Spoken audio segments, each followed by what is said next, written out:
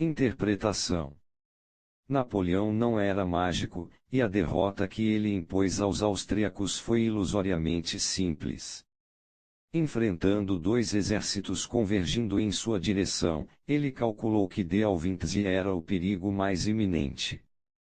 A luta por Caldiero encorajou os austríacos a pensar que Verona podia ser defendida em um confronto direto, cara a cara. Mas Napoleão, em vez disso, dividiu o seu exército e enviou a maior parte para ameaçar o depósito de suprimentos, as linhas de comunicação e de retirada dos austríacos. Tivesse Dölwinzy ignorado a ameaça e avançado sobre Verona, teria se afastado ainda mais de sua base crítica de operações e se colocado em grande risco. Se ficasse parado, Napoleão o teria espremido entre dois exércitos. De fato, Napoleão sabia que Dölwinzy teria de recuar, a ameaça era real demais e, uma vez tendo feito isso, teria renunciado à iniciativa. Em Arcola, percebendo que o inimigo estava ficando cansado, Napoleão mandou um pequeno contingente atravessar o rio na direção sul e marchar sobre o flanco austríaco, com instruções para fazer o máximo de barulho possível: trombetas, gritos, tiros. A presença desta força de ataque, embora pequena, induziria ao pânico e ao colapso. A artimanha funcionou. Esta manobra manœuvre sur les derrières, Napoleão a chamou, passaria a ser uma de suas estratégias preferidas. Seu sucesso baseava-se em duas verdades. Primeiro, generais gostam de colocar seus exércitos em uma forte posição frontal, seja para atacar ou enfrentar um ataque. Napoleão com frequência se aproveitava desta tendência, parecendo estar atacando o inimigo de frente. Na confusão da batalha, ficava difícil saber que ali estava apenas metade de seu exército e, enquanto isso, ele fazia entrar a outra metade sorrateiramente pela lateral ou retaguarda.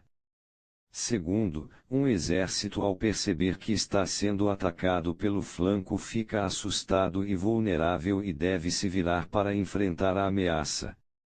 Neste momento há muita fragilidade e confusão.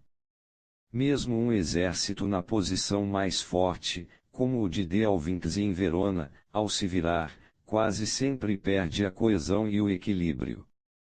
Aprenda com o grande mestre: atacar de frente raramente é o mais sensato. Os soldados em sua frente estarão amontoados, em uma concentração de força que ampliará seu poder de resistir a você. Ataque pelo flanco, o lado vulnerável. Este princípio se aplica a conflitos ou embates em qualquer escala. Indivíduos com frequência mostram seu flanco, sinalizam suas vulnerabilidades, por seu oposto, a frente que mostram mais visivelmente ao mundo. Esta fachada pode ser uma personalidade agressiva, um jeito de lidar com as pessoas intimidando-as. Ou pode ser um mecanismo qualquer de defesa óbvio, um interesse em afastar intrusos para manter a estabilidade em suas vidas. Podem ser suas crenças e ideias mais acalentadas, pode ser o modo como elas se fazem queridas. Quanto mais você fizer as pessoas exporem esta fachada, mostrarem mais de si mesmas e a direção para onde tendem a se mover, mais seus flancos desprotegidos entrarão em foco: desejos inconscientes, brechas de insegurança, alianças precárias, compulsão incontrolável. Assim que você se mover para seus flancos, seus alvos se voltam para enfrentá-lo e perdem o equilíbrio. Todos os inimigos são vulneráveis por suas laterais. Não existe defesa contra uma manobra pelo flanco bem projetada. A oposição à verdade é inevitável, especialmente se ela assumir a forma de uma nova ideia, mas é possível reduzir o grau de resistência considerando-se não só o alvo, mas também o método de abordagem. Evite o ataque frontal em uma posição há muito estabelecida. Em vez disso, procure virá-la movimentando-se pelo flanco, de modo que um lado mais fácil de penetrar se exponha ao golpe da verdade. B. H. Liddell-Hart, de 1895 a 1970. Ocupando o flanco. Quando jovem, Júlio César, 144 a.C., um dia foi capturado por piratas.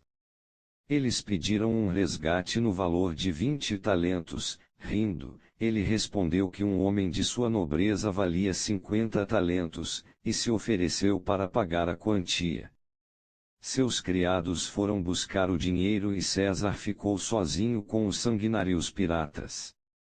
Durante várias semanas ele continuou entre eles, participou de seus jogos e faras, até sendo um pouco grosseiro com eles, brincando que mandaria crucificá-los algum dia. Divertindo-se com este rapaz espirituoso, mas afetivo, os piratas praticamente o adotarão. Mas ao pagar o resgate e se ver livre, César seguiu para o porto mais próximo, equipou alguns navios de seu próprio bolso e foi atrás dos piratas, surpreendendo-os em seu covil. De início eles o receberam bem, mas César mandou prendê-los, pegou seu dinheiro de volta e, conforme o prometido, mandou crucificá-los. No futuro, muitos aprenderiam fosse com prazer ou horror que era assim que César combatia. César, entretanto, nem sempre se vingava. Em 62 a.C., durante uma cerimônia religiosa em sua casa, um jovem chamado Publius Clodius foi apanhado entre as célebrentes femininas vestido de mulher e se divertindo com a esposa de César, Pompeia. Isto foi considerado um abuso e César divorciou-se imediatamente de Pompeia, dizendo: minha mulher deve estar acima de qualquer suspeita. Mas quando Clodius foi preso e julgado por sacrilégio, César usou seu dinheiro e sua influência para absolver o rapaz. Ele foi mais do que recompensado anos mais tarde, quando se preparava para trocar Roma pelas guerras na Gália e precisava de alguém que protegesse seus interesses enquanto estava fora. Ele usou sua influência para que Clodius fosse nomeado para o cargo político de tribuno e, nessa posição, Clodius apoiou fielmente os interesses de César, causando tanta confusão no Senado com suas manobras irritantes que ninguém tinha tempo ou inclinação para intrigas contra o general ausente. Os três homens mais poderosos em Roma na época eram César, Crasso e Pompeu. Temendo Pompeu, general popular e famoso por seus sucessos, Crasso tentou formar uma aliança secreta com César, mas César recusou. Em vez disso, anos depois ele abordou o cauteloso Pompeu, que desconfiava dele e lhe era hostil como um possível rival no futuro, com a proposta de formarem sua própria aliança. Em troca, ele prometia apoio para algumas das propostas políticas de Pompeu, que estavam estagnadas no Senado. Surpreso, Pompeu concordou e Crasso, não querendo ficar de fora, aceitou participar do grupo para formar o primeiro triunvirato, que governaria Roma por vários anos a partir de então. Em 53 a.C., Crasso foi morto em batalha na Síria, e a luta pelo poder rapidamente veio à tona entre Pompeu e César. A guerra civil parecia inevitável, e Pompeu tinha mais apoio no Senado. Em 50 a.C., o Senado ordenou que tanto César, que, na época, lutava na Gália, como Pompeu deveriam enviar uma de suas legiões para a Síria a fim de ajudar o exército romano combatendo ali. Mas como Pompeu já havia emprestado a César uma legião para a guerra na Gália, ele propôs enviar essa para a Síria de modo que César teria perdido 2 legiões, em vez de uma só, enfraquecendo-o para a guerra iminente. César não reclamou. Mandou as 2 legiões, uma das quais, entretanto, como ele havia esperado, não foi para a Síria, mas ficou convenientemente aquartelada perto de Roma, à disposição de Pompeu. Antes que as duas legiões partissem, César pagou aos soldados generosamente. Também instruiu seus oficiais para que espalhassem o boato em Roma de que suas tropas ainda na Gália estavam exaustas e que, se ele ousasse enviá-las contra Pompeu, elas se banjeariam rapidamente para o lado dele assim que atravessassem os Alpes. Acreditando nestes falsos relatórios, e esperando deserções em massa, Pompeu não se preocupou em recrutar mais soldados para a iminente guerra, do que mais tarde se arrependeria. Em janeiro de 49 a.C., César atravessou o Rubicão, o rio entre Gália e Itália, em um movimento dramático, inesperado, que iniciou a Guerra Civil. Apanhado de surpresa, Pompeu fugiu com suas legiões para a Grécia, onde começou a preparar uma grande operação. Conforme César marchava para o sul, muitos dos que apoiavam Pompeu, que ficaram para trás em Roma, morriam de medo. César havia criado fama na Gália de ser violento com os inimigos, arrasando cidades inteiras e matando seus habitantes. Mas quando se apossou da cidade-chave de Corfinium, capturando senadores importantes e oficiais do exército que haviam lutado ali ao lado das tropas fiéis a Pompeu, ele não puniu estes homens, na verdade, ele lhes devolveu o dinheiro que seus soldados haviam pilhado ao tomarem a cidade. Este ato extraordinário de clemência passou a ser o modelo de sua forma de tratamento com relação aos defensores de Pompeu.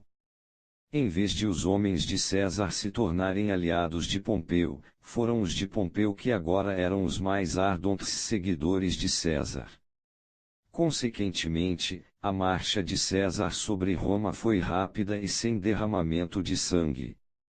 Em seguida, embora Pompeu tivesse estabelecido sua base na Grécia, César decidiu primeiro atacar seu flanco, o grande exército que ele havia aquartelado na Espanha. Ao longo de vários meses de campanha, ele frustrou todos os planos desta força, liderada pelos generais de Pompeu, Afrânios e Petreius, e finalmente os encurralou. Eles estavam cercados, a situação era desesperadora, e Afrânios e muitos soldados, conhecendo o gentil tratamento que César dispensava a seus inimigos, mandaram dizer que estavam prontos a se render, mas Petreius, horrorizado com esta traição, ordenou que qualquer soldado que apoiasse César fosse morto. Em seguida, determinado a continuar lutando, ele liderou o restante de seus homens para fora do acampamento para combate, mas César recusou-se a participar. Os soldados não puderam lutar. Finalmente, em uma terrível escassez de suprimentos, os homens de Pompeu se renderam. Desta vez eles poderiam esperar o pior, pois César sabia do massacre no acampamento, mas de novo ele perdoou Petreius e Afrânios e simplesmente dispersou o exército deles, dando aos soldados suprimentos e dinheiro para seu retorno a Roma. Sabendo disto, as cidades espanholas ainda leais a Pompeu rapidamente trocaram de lado. Em 3 meses, a Espanha romana tinha sido conquistada por meio de uma combinação de manobra e diplomacia, e quase sem derramar uma gota de sangue. Nos meses seguintes, o apoio político a Pompeu em Roma se evaporou. Tudo que lhe restava era seu exército. Sua derrota para César na Batalha de Fársalos, no norte da Grécia, 1 ano depois apenas, selou sua inevitável destruição. Interpretação.